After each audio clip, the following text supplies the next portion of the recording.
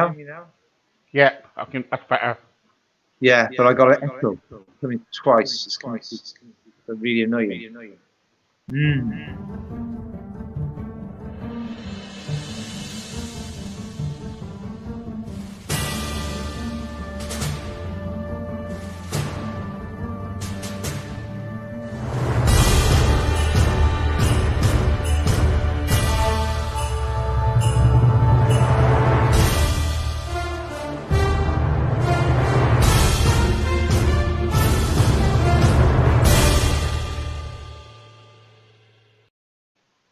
Hello. Before I start, I've got some good news and some bad news.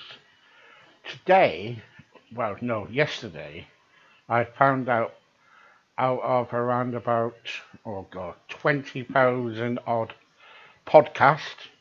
I'm around about like 8,553.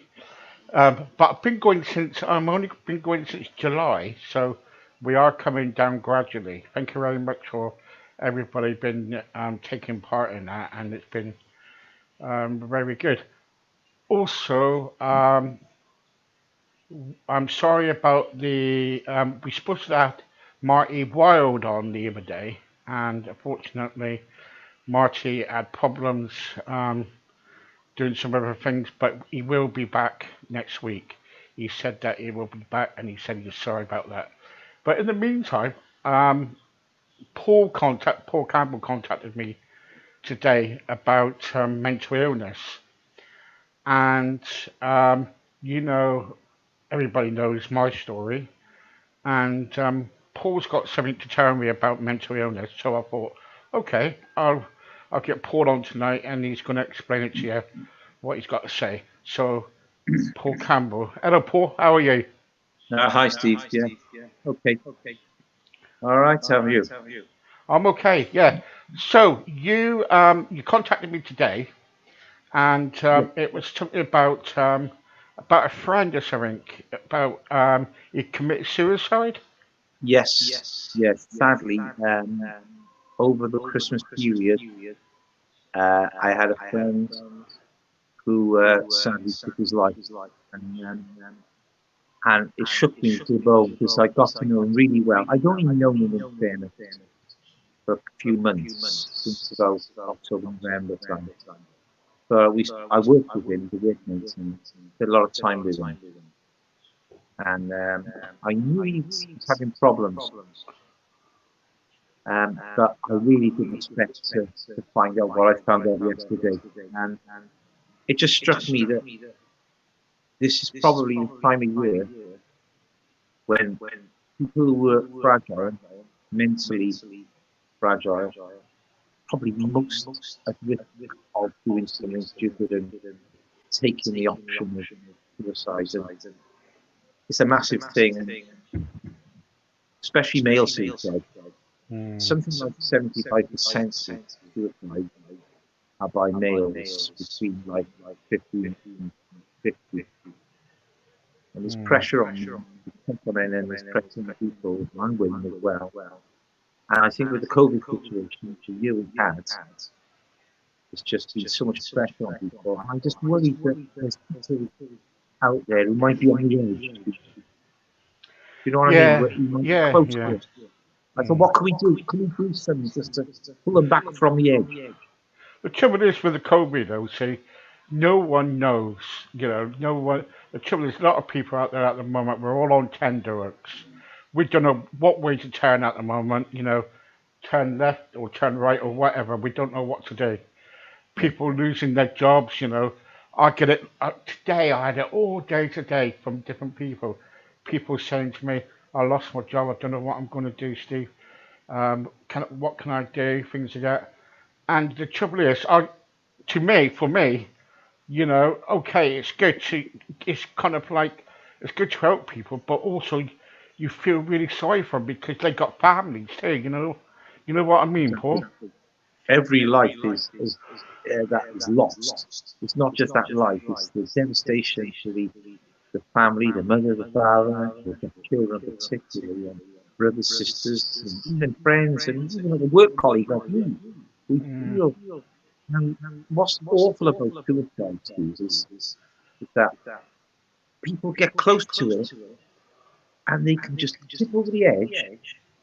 And if they hadn't tipped over that edge, they might have, in weeks or months, or maybe even if it was, they might have pulled back and they might have got away from the situation and gone on to have a really good life.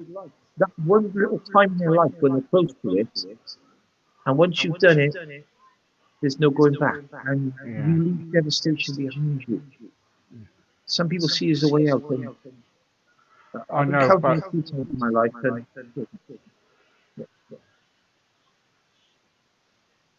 yeah, yeah, yeah. But awful. see the trouble is, Paul, is I don't know if you read my story. I kind of like I was to a point I went on to Tamar Bridge. Now, if you've been to Cornwall, you know what that bridge is like. Yeah, I wasn't aware, Steve. I knew you had troubles. I knew Yeah, you yeah, did. yeah, yeah. Yeah, I didn't And know you got. yeah, and oh yeah, it's in my book. I've got a book, and it's all on my website, everything in the newspapers.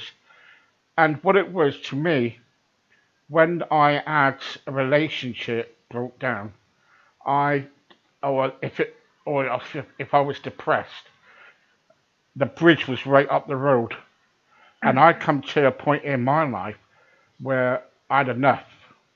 I had enough in my life, and I went up to the bridge, and I'm just about to jump off it, and all of a sudden, I don't care what people say, but I had a voice saying, Steve, I love you and all this lot, and everything. Now, I believe that's my faith. I believe that was God.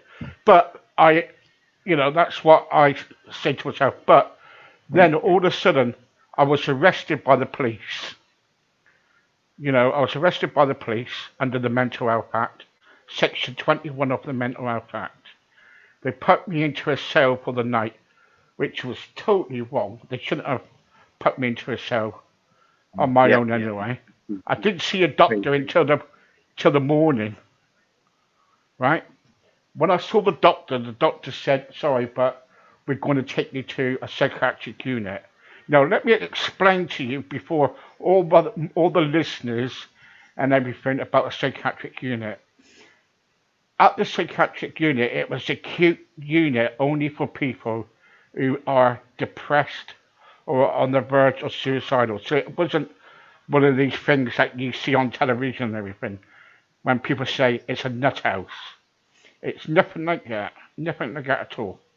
It was a acute unit for people who was really depressed, and you get the help. Now, luckily, I got the help what I wanted, and I thought to myself, I came out, and the trouble is, should I come out, because I went into a psychiatric unit, I got the stigma for it. Right now, you next door, up the road, can catch mental health just like that. Mental health, you cannot hide away from it. You cannot hide away from it. Mental health, you know, and we all get depressed. Steve. Yeah, sorry, yeah, yeah. Yeah, You're right there. You're right. yeah, So just yeah, my life. yeah. So we all get depressed, but Yeah, then I was let out, right? And the trouble is with mental health, though, the trouble is sometimes there's not enough people to keep an eye on you, Paul. yeah. Do you get me when Steve, you come out? yeah, exactly. Steve, at that time, did you feel you were on your own? There was no one listening to you. Yeah, that's it. Did you, I just who did you have? Who did you have? Did you have parents, family, or did you just block it out? luckily, luckily, I had. What happened was I went into a sudden breakdown when I came back out of hospital. I was alone. I couldn't talk to anybody. Um, Mental health services let me down, and so I got a knife and I started kind of like cutting myself um, to the point, where I stabbed myself several times, or um, what did I do at Lynn's again? It was, oh yeah, I've got a rope around my neck, Bloody hell, Steve. tried hanging myself. But the trouble is, you'll see, what you got to realise is, You don't know when you're at that certain point when you're low. You don't know that you're doing it. Strange. It's like you're in somebody else's body. Yeah, You're yeah, some. yeah. It's like you don't know what you know. It's strange because you're lost. You kind of like you don't care no more about life. You just want to end your life. Desperation. See, and Yeah. if when you lost your friends, was that a close friend of yours? Yeah. Well, it wasn't. I wouldn't say it's a great close, but he's a guy who I worked with quite a lot, at least 2 or 3 days a week over the last 3 months. And I spent, look, I was in a car driving for hours, and you end up talking about your life story. And he told me lots about, now this is a guy, and I won't now, obviously I won't give his name out, um, but he lives around the corner from me here, and so we work together all the time. And he was a guy who had major success in his life. He had a very successful business. He had a sports car worth over £100,000, glamorous girlfriend, everything going wonderful for him up until about 2 years ago.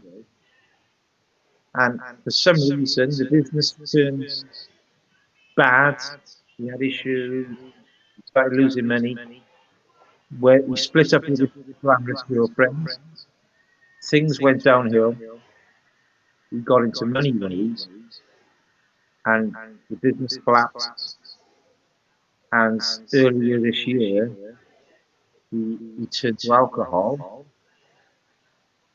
and became to such a state that he fell out with his family, a lot of his friends, and he became pretty down and down and down. He was in a spiral. And Mm. he started to pick himself up, Steve. Then he started working with my company, and he told me his history was all back in Egypt. But he'd fallen out with his mother. Now, falling out with your mother is tough, isn't it? You fall out with your mother Mm. and your father, that's not good. Because they're the people who always be there. And I told him 3 weeks ago, I said, I won't say his name. I said, "Hector, go and see your mother. Speak to your mum. Tell her you're sorry." You think, but he was drinking Diet Coke all through the summer, Diet Coke. But I said goodbye to him on Christmas Eve. I said, "Are you okay?" And he said, "Yeah." I said, "Look, you can come to my house if you want." I said, "I'll bring Christmas dinner around for you." And he said, "No, I'm going to see my mates. I'm going to my mate's house. I got a mate thing. I'm going to his house for Christmas." I thought, great, at least he's not on his own. Then when I rang him on the day after Boxing Day, I said, "Are you okay?" I said, "We're working, we're working now this week. I won't be working because I got a track and trace message from the government."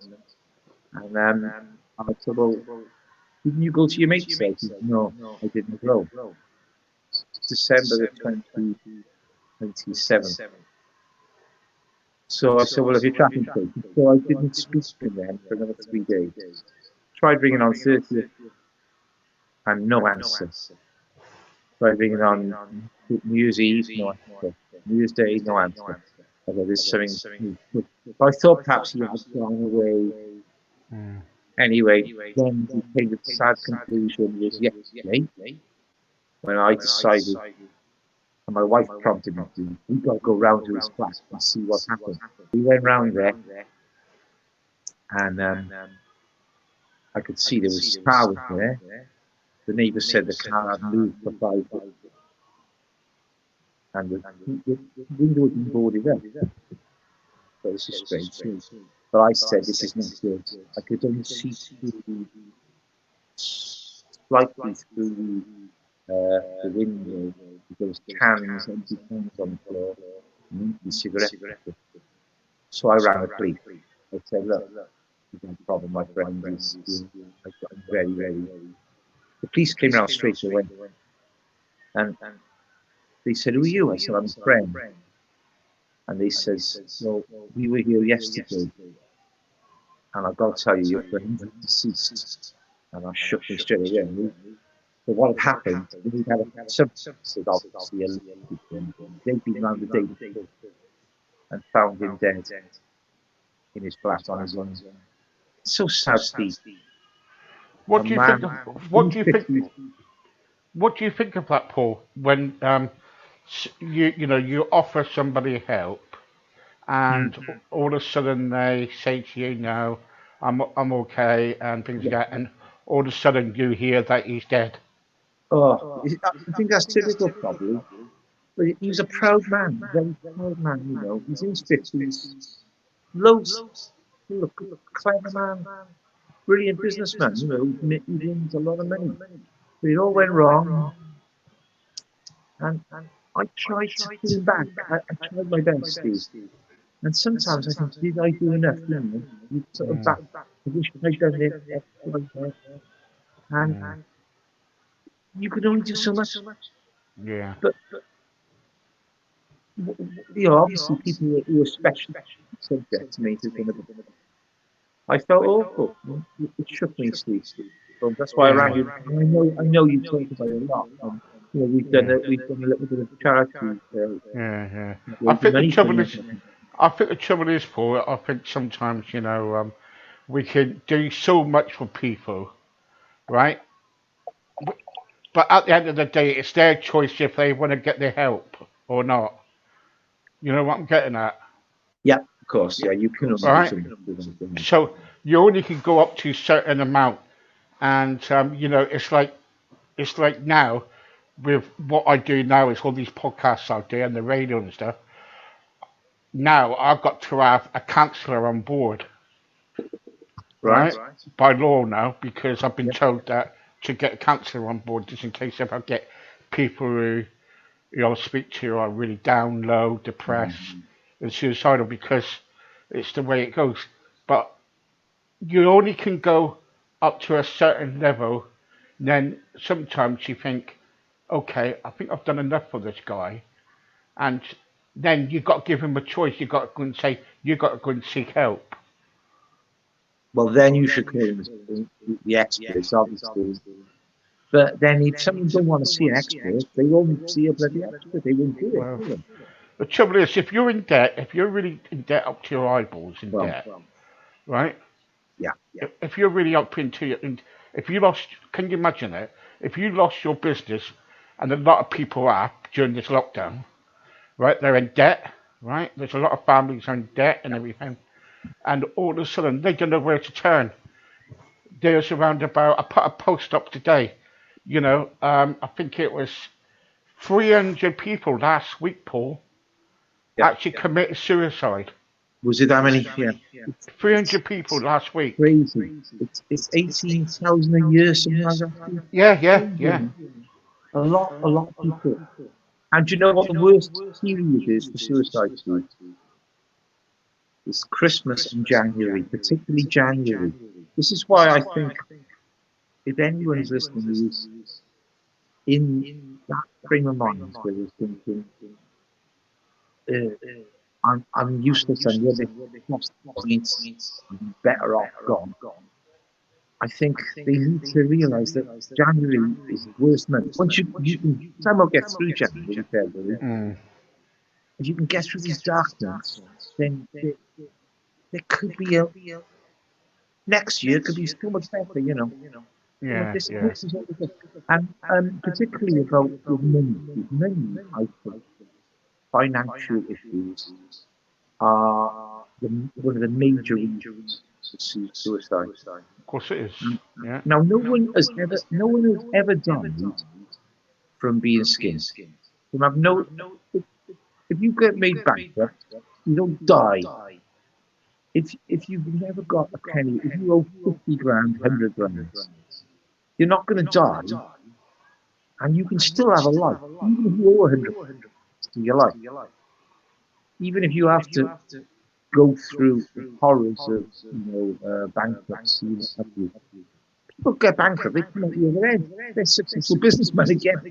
Yeah, yeah, yeah. financial Yeah, yeah, I know that. Yeah, yeah, they do. financial woes, and also some people kill themselves and they owe like about 10 grand, and they kill themselves because of that. What a lot of bollocks! Because £10,000 to a big company like like HSBC or Barclays is bugger off. You know, they'll chase you to the court for you. If you seek the right help, and I will say to anybody as well, I've been through a bit of financial difficulty, and all you have to do is communicate with people, pay them £10 a week, just say, here's £10 a week, or £10 a month, that's all I can afford. They'll know, they'll say, you just keep sending them £10 a month, get them off your back. You're paying something, and eventually you can come up with a plan. And a lot of debt can be written off as well. The financial. Yeah, yeah, Money is such a major thing, and money is men's pride. Men with money, men love to use money as their tool, as their pride. And and like my friend, he had a sports car, he had good money, a big successful business.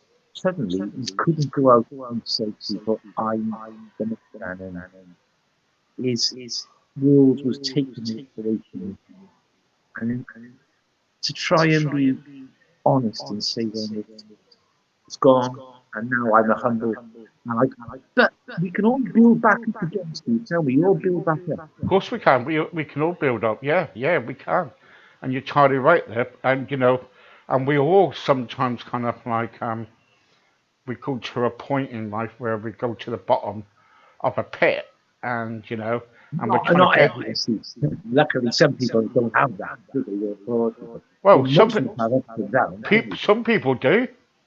Oh, a lot of people do. Yeah, they're in that pit and they don't know how to get out. So, and the trouble is, you'll see, what the trouble is with debt these days is that there's a lot of loan companies around too, and That's a big problem. bloody loan sharks. All right, and the trouble Yep. is with loan sharks, I have a men's group that we meet. We're starting again next week, online, and we was talking about this before Christmas, online, and we were saying, the trouble is when someone goes like they're in debt, they go to alternative. They try to find something alternative, like try to get a loan somewhere or get a loan shark, you know. And as soon as you go to a loan shark, that loan shark's not going to leave you alone. Yeah, exactly. Yeah, that's even worse.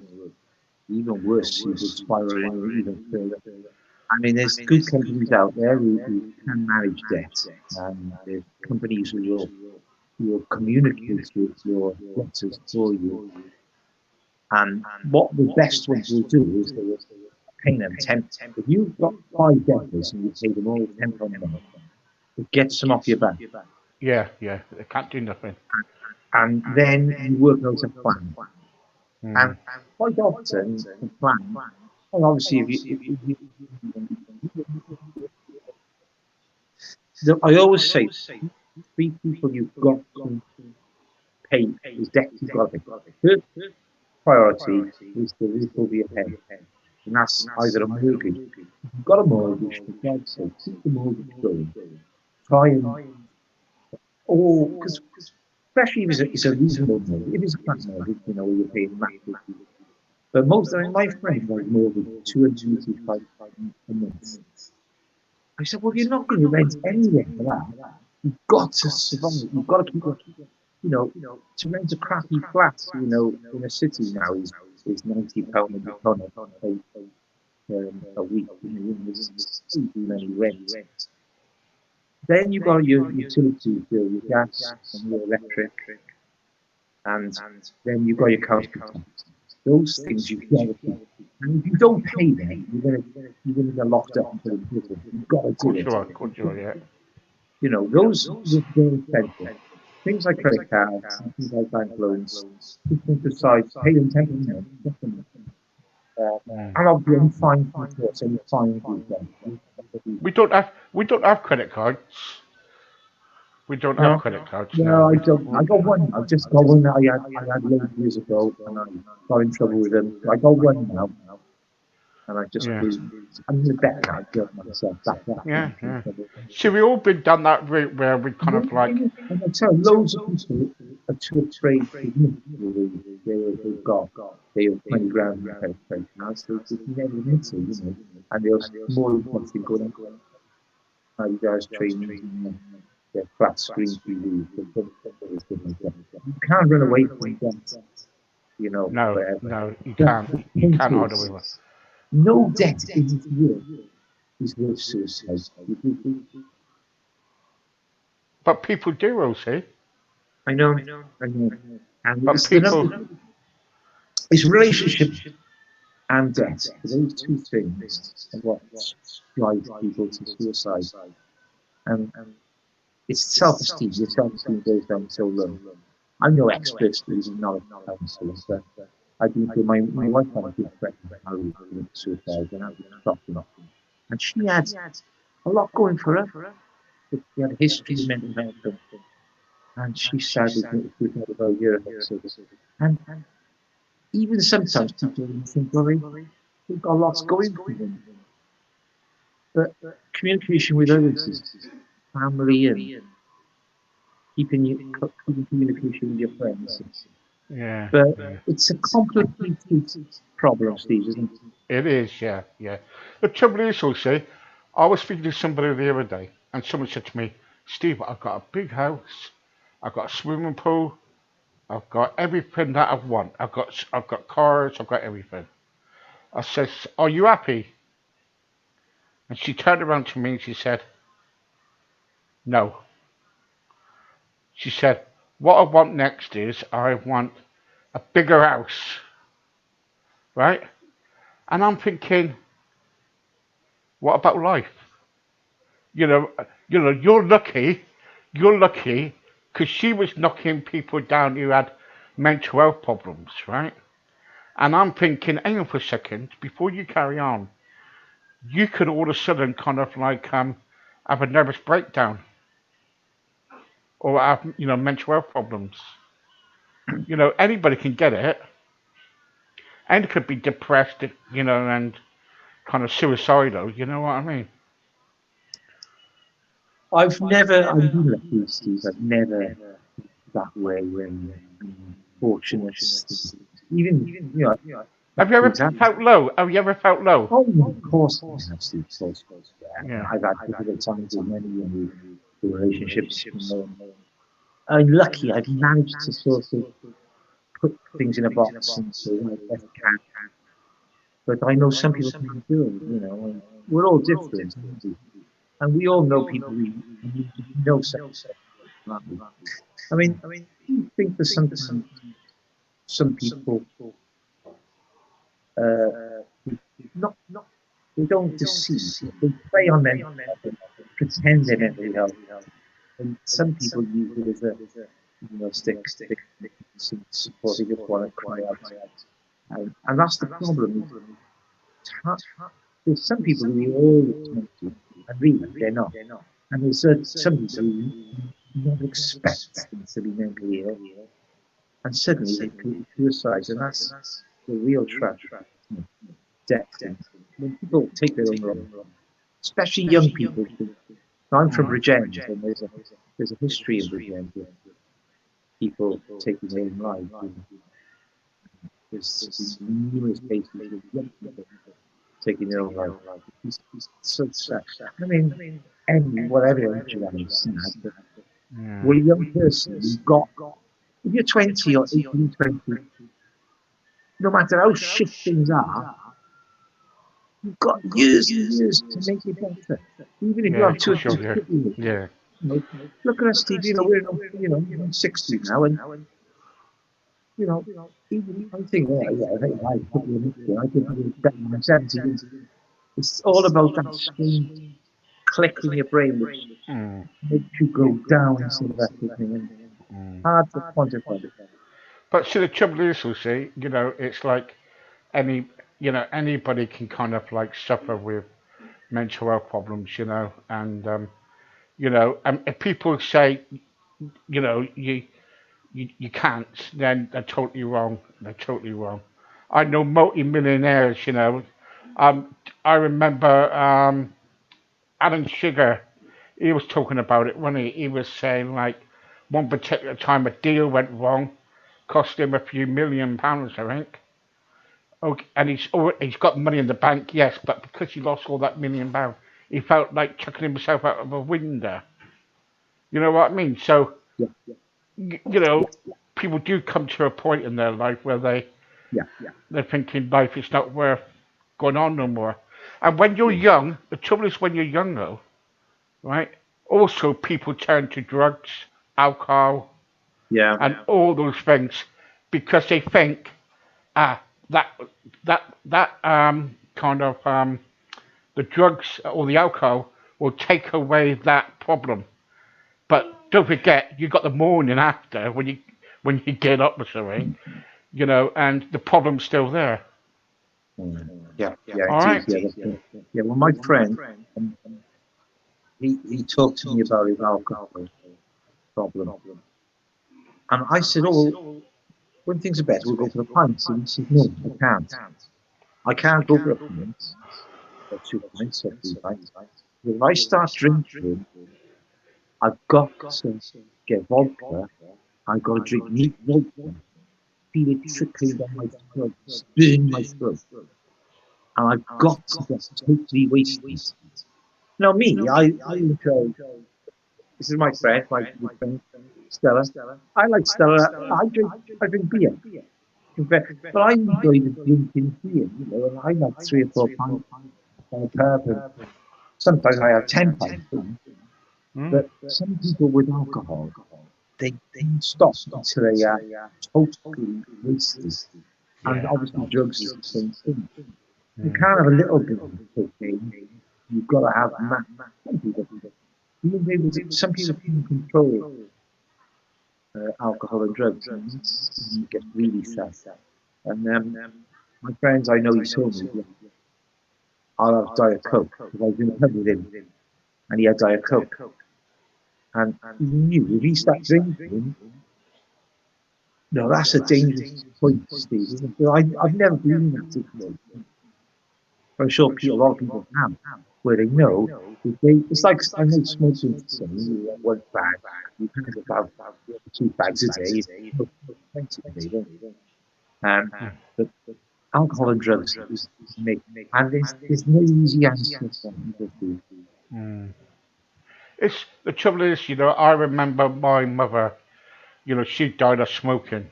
You know, um, she used to smoke more than 20 cigarettes a day, and she was really bad with it. And eventually it killed her. And Yeah. then I used, yeah, yeah, it does. It does. It's terrible. But the trouble is, also, it's like me. I like to have a drink now and again. For Christmas, I still got my drink over there, and I bought a little small barrel of ale, and it's only one of those little small barrels of ale. You get around about like I don't know, 10 pints out of it or something.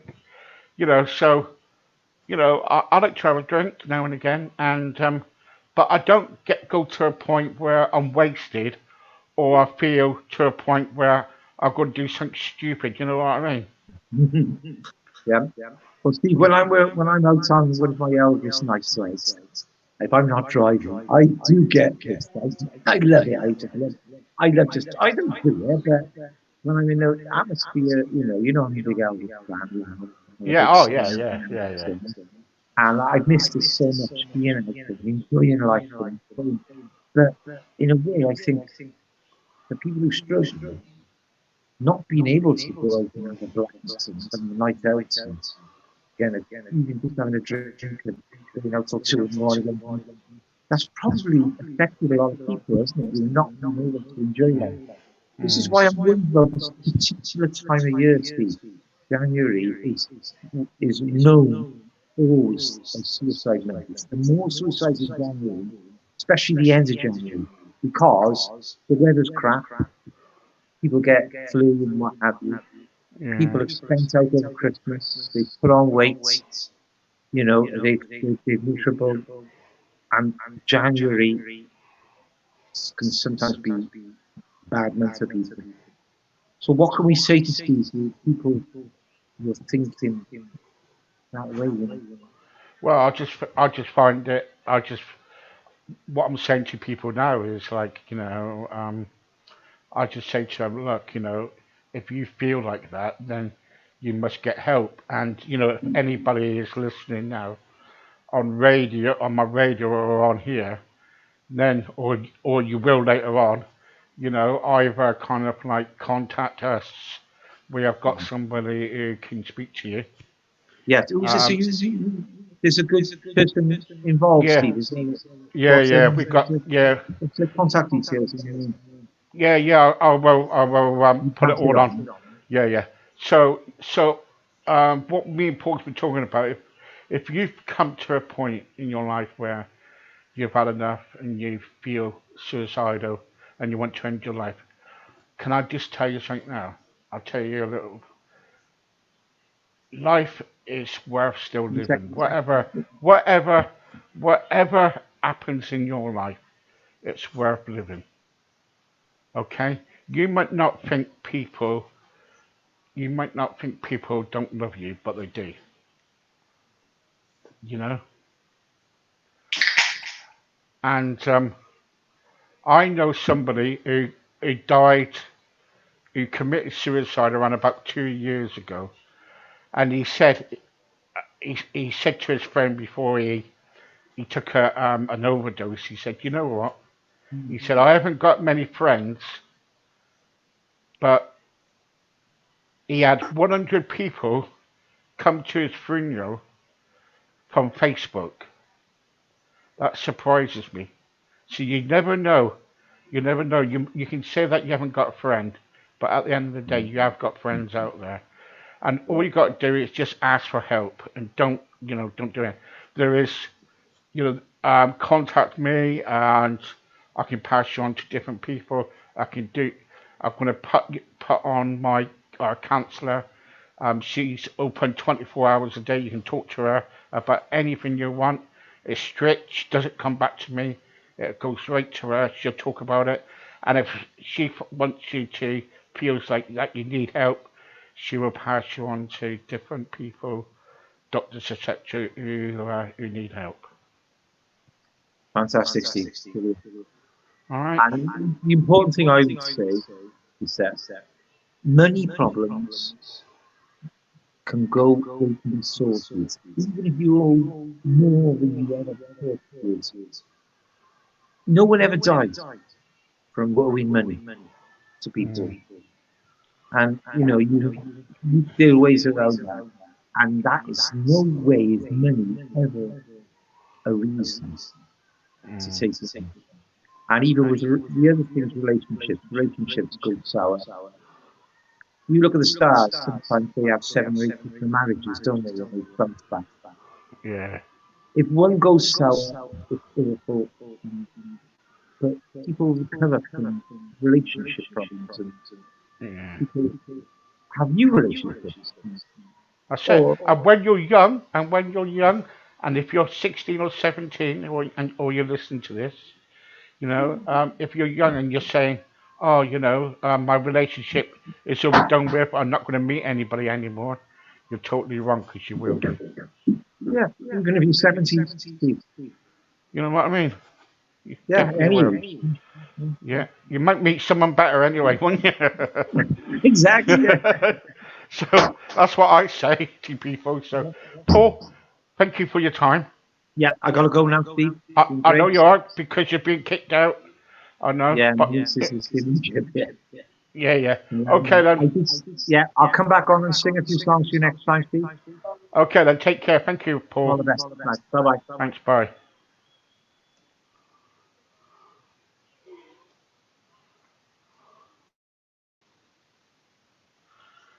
Hi. So yeah, we were saying, if you ever got problems, just leave us a message and we'll get you the help you need. Okay. And the phone calls you need. Or if you want to speak to me, you can. I'm always available. Just inbox me. And if I can't help you, I'll get somebody who will help you. Good night. God bless and take care. Okay? Bye bye.